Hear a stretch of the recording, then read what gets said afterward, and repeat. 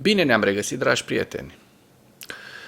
Uitându-mă pe numirile președintelui interimar Ilie Bolojan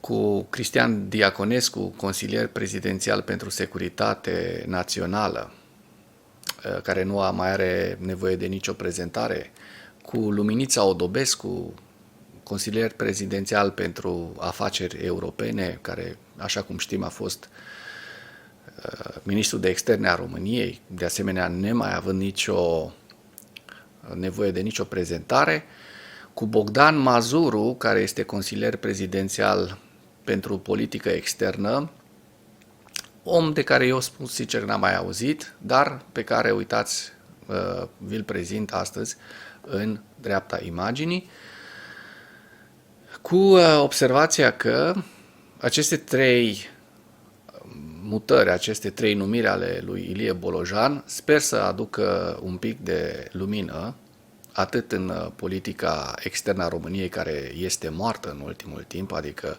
noi, România, n-am mai participat la nicio mutare, la nicio întâlnire importantă în cadrul Uniunii Europene și nici în cadrul NATO. De războiul din Ucraina nu mai vorbim, pentru că războiul din Ucraina absolut nicio implicare n-am mai avut deja de ceva vreme. Mă refer aici la politica externă, nu mă refer la ajutorul pentru Ucraina. Așa că aceste trei numiri eu sper să dinamizeze politica externă și mai sper ca președintele Bolojan să nu se dezmintă și să publice lucrurile de care avem atâta nevoie pentru a merge mai departe în alegeri, să publice elementele pentru care alegerile au fost anulate, să ne publice cu subiect și predicat, să ne dezvăluie lucruri despre candidatul pro-rus Călin Georgescu, inclusiv faptul că este agent acoperit, dacă este încă agent acoperit al SIE, fostul DIE, Departamentul de Informații Externe, deci un spion. Lumea nu știe că este om al sistemului, dar este un om al sistemului, deși este promovat intens ca fiind om din afara sistemului. Acest om a fost tot timpul un sistem și a fost un spion. GRU, în cadrul GRU, ăsta e un spion dublu, în rețeaua Caraman. De-aia îl și aprecia foarte mult pe Malița, fostului șef, care și ăla era un spion în rețeaua Caraman, care au spionat împotriva NATO. Un astfel de om nu are cum să devină președintele României dacă noi vrem ca România să mai fie întreagă în granițele ei actuale, având în vedere momentul dificil în care se află toată politica externă europeană, nu doar românească. Ați văzut, a venit Trump, au venit oamenii lui Trump la Bruxelles și a făcut un pic de deranj în Europa, iar noi, dacă ne aducem un fost spion în fruntea țării, ne vulnerabilizăm foarte, foarte tare și avem posibilitatea să, ca după 100 și ceva de ani de la înființarea României, să rămânem fără țară, dacă nu suntem atenți. Subiectele principale ale analizei noastre de astăzi sunt: Europa lucrează în liniște la planul de a trimite trupe în Ucraina pentru securitatea postbelică. Cehia transferă 1,6 milioane de obuze în Ucraina și garantează livrări până în luna aprilie. Comandamentul rus poate schimba prioritatea ofensivă în primăvara și vara anului 2025, potrivit specialiștilor de la Institutul pentru Studiul Războiului. Partenerii occidentali ai Ucrainei au lucrat în liniște la un plan de a trimite trupe în țară, în Ucraina, a susținut sâmbătă un raport Associated Press. Marea Britanie și Franța conduc efortul, deși detaliile rămân neclare. Țările implicate în discuții sunt reticente dacă să-i dea sau nu un avantaj președintelui rus Vladimir Putin, dacă acesta este de acord să negocieze sfârșitul războiului pe care l-a început în urmă cu 3 ani. Nu voi intra în capabilitățile speciale, dar accept că, dacă există pace, atunci trebuie să existe un fel de garanție pentru securitate pentru Ucraina, iar Marea Britanie își va juca rolul în asta, a declarat premierul britanic Keir Starmer în remarci prudente joi. Liderii europeni au început să exploreze ce fel de forță ar putea fi necesară în urmă cu aproximativ un an. Cu toate acestea, sentimentul de urgență a crescut pe fondul îngrijorării că președintele american Donald Trump ar putea trece peste capul lor și posibil chiar al Kievului pentru a încheia un acord cu Putin. Adresându-se conferinței de securitate de la München, din această săptămână, Volodymyr Zelensky a spus în repetate rânduri că dacă Ucraina nu este acceptată în cadrul NATO, va trebui să construiască un alt NATO în Ucraina. În decembrie, după ce Trump a fost reales, dar înainte ca aceasta să preia funcția, un grup de lideri și miniștri s-a întâlnit cu Zelensky la reședința secretarului general al NATO, Mark Rutte, din Bruxelles. Au venit din Marea Britanie, Danemarca, Franța, Germania, Italia, Olanda și Polonia. La întâlnire au participat și oficiali de rang înalt ai Uniunii Europene. România în acel moment nu se afla pe nicăieri, cu toate că dronele rusești bâzâiau în delta românească. Discuțiile s-au bazat pe o idee promovată de președintele francez Emmanuel Macron la începutul anului 2024. La acea vreme, refuzul său de a exclude trimiterea de trupe pe teren în Ucraina a stârnit proteste, în special din partea liderilor Germaniei și Poloniei. Macron a apărut izolat pe scena europeană, dar planul său a câștigat teren. Totuși, multe despre cum ar putea arăta forța și cine ar putea participa vor depinde de termenii oricărui acord de pace și nu numai. Italia are limite constituționale privind utilizarea forțelor sale. Olanda ar avea nevoie de o undă verde din partea Parlamentului, la fel ca și Germania, a cărei poziție ar evolua după alegerile din 23 februarie și, bineînțeles, vom vedea despre ce guvern se va instala în momentul acela. Polonia este precaută, având în vedere animozitățile persistente cu Ucraina, care datează din timpul celui de-al doilea război mondial. Ziua 1089 a războiului din Ucraina.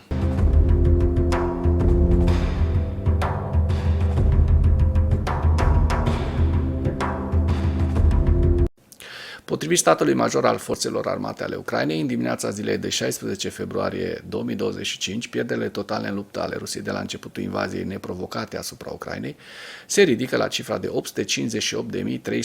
858.390 de militari. În ultimele 24 de ore, Rusia a înregistrat pierderi grele pe frontul din Ucraina, între care amintim 1730 de militari, 5 tancuri, 84 de vehicule blindate de luptă și 11 piese de artilerie. Dacă până în acest moment ai găsit informații utile în material, contribuie cu un like și cu o distribuire a acestui videoclip pentru a ajunge la cât mai multă lume. Petr Pavel, președintele Cehiei, în marja conferinței de securitate de la München, citat de Reuters, spune: în cadrul inițiativei cehe de a furniza Ucrainei muniție de calibru mare, au fost livrate 1,6 milioane de obuze și, potrivit acestuia, acest lucru va continua. Publicația amintește că în urmă cu un an, Pavel a anunțat asistență militară Ucrainei în războiul împotriva Rusiei ca parte a inițiativei cehe.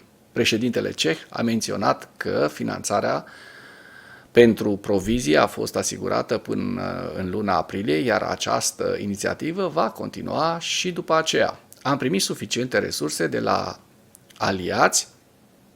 aliații noștri pentru a acoperi nevoile Ucrainei până în luna aprilie a acestui an, iar aici, la conferință, am purtat discuții cu aliații pentru a lua în considerare posibilitatea de a oferi mai multe resurse.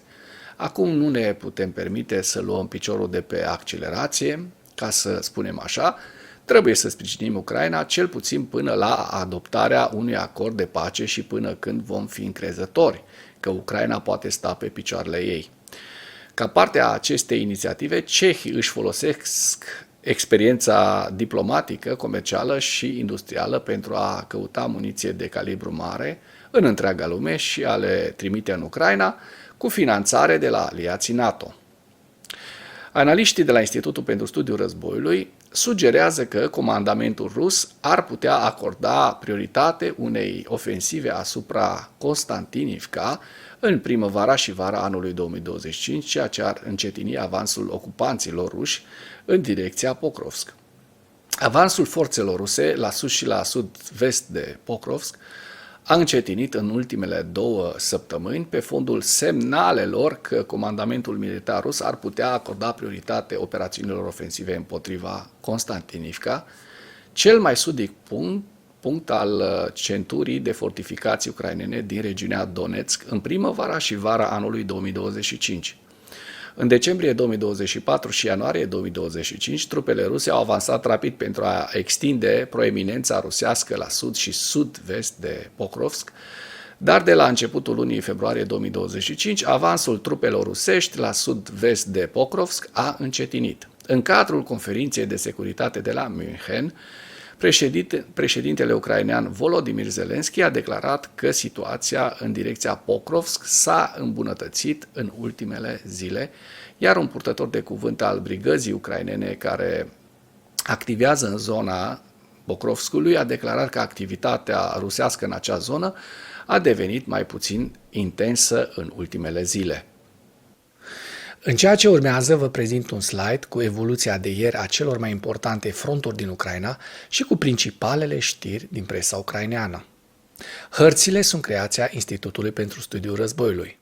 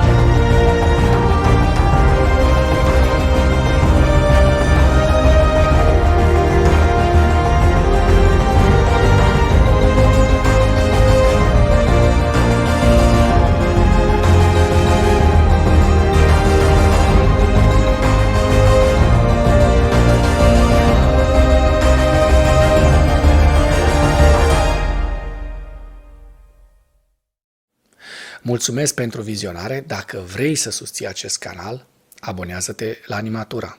Apreciez mult asta.